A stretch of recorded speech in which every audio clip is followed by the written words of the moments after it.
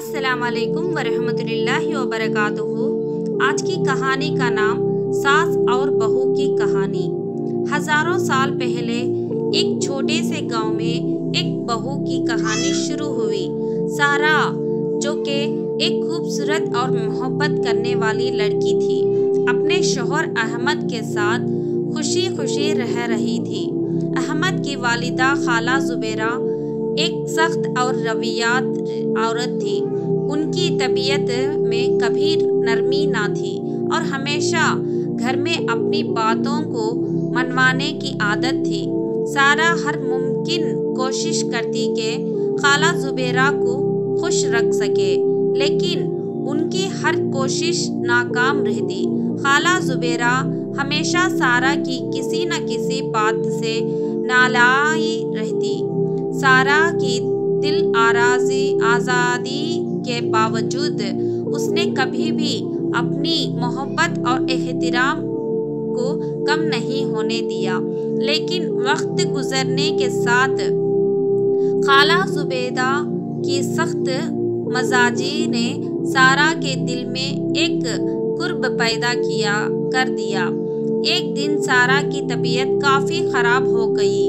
अहमद ने अपनी माँ से कहा कि सारा को आराम की ज़रूरत है और उनकी मदद करे।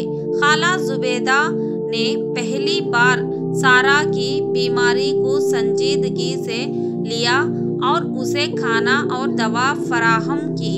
सारा की हालत आहिस्ता आहिस्ता बेहतर होने लगी और खाला जुबैदा ने देखा कि सारा ने उस वक्त भी अपनी इज्जत, नफ्स और मोहब्बत को बरकरार रखा था।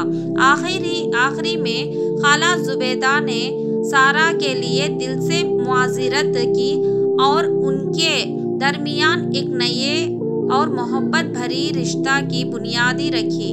सारा ने खाला जुबैदा की मुआज़रत कबूल की और दोनों के दरमियान मोहब्बत की एक नई दास्तान शुरू हुई।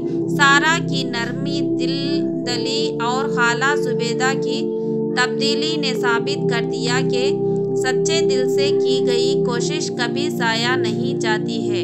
ये कहानी इस बात की अक्कासी करती है कि सब्र, मोहब्बत और एहतराम के ज़रिए हम सब के दरमियान ताल्लुकात में बेहतरी ला सकती है। उम्मीद करते हैं ये कहानी आपको पसंद आई होगी।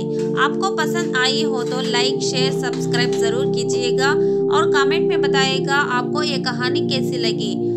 मिलते हैं दूसरी वीडियो में, तब तक के लिए अल्लाह हाफिज़। अस्सलाम वालेकुम वरहमतुल्लाहि वबरकातुहू।